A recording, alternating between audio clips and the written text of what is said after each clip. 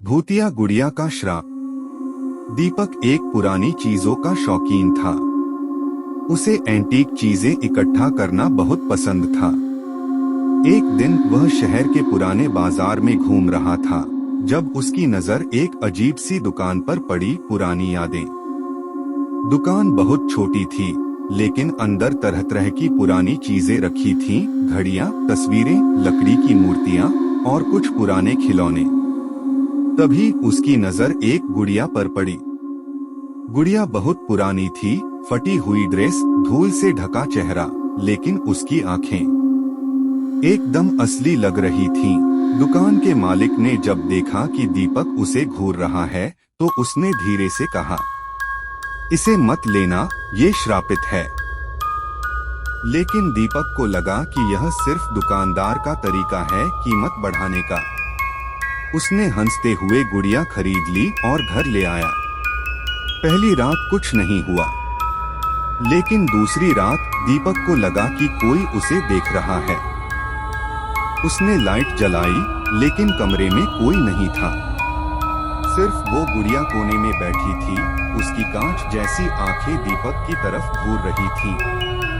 सुबह जब वह उठा तो उसे एक और अजीब बात महसूस हुई। गुड़िया की पोजीशन बदल गई थी। क्या मैंने इसे यहाँ रखा था? उसने खुद से सवाल किया, लेकिन फिर इसे अपना भ्रम मानकर छोड़ दिया। अगली रात दीपक गहरी नींद में था जब अचानक दरवाजे पर खटखटाने की आवाज आई।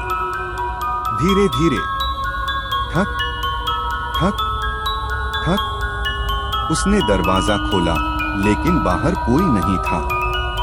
वापस पलटते ही उसकी रूह कांप गई। गुड़िया अब उसकी बेड के पास थी। उसकी मुस्कान पहले से बड़ी थी और उसकी आंखें अंधेरे में चमक रही थीं। फिर अचानक गुड़िया ने अपना सिर हिलाया। दीपक को लगा कि वह सपना देख रहा है, लेकिन फिर गुड़िया ने फुसफुसाते हुए कहा, तुमने मुझे घर लाया, अब मैं तुम्हारे साथ रहूंगी। दीपक चीखते हुए पीछे हटा, लेकिन तभी उसके पीछे के दरवाजे अपने आप बंद हो गए। किसी तरह दीपक ने हिम्मत जुटाकर गुड़िया को उठाया और उसे जलाने की कोशिश की, लेकिन जैसे ही उसने माचिस जलाई, पूरी कमरे की लाइट्स बंद हो गईं और दीवारों पर खरोचों के निशान बनने लगे। दीपक को लगा कि अब उसकी जान गई। तभी उसे एक पुराना अखबार मिला जिसमें लिखा था, 1920 में एक लड़की अनामिका इस गुड़िया के साथ खेलते हुए मरी थी। कहा जाता है कि उसकी आत्मा इसी गुड़िया में कैद है। जो भी इसे घर लाता है वह कभी जिंदा नहीं बचता। अब दीपक को समझ आया कि उसे क्या करना होगा।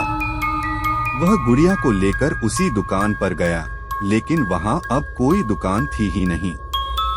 वहाँ सिर्फ एक टूटी फूटी दीवार थी जिस पर लिखा था, गुड़िया को मत जगाओ।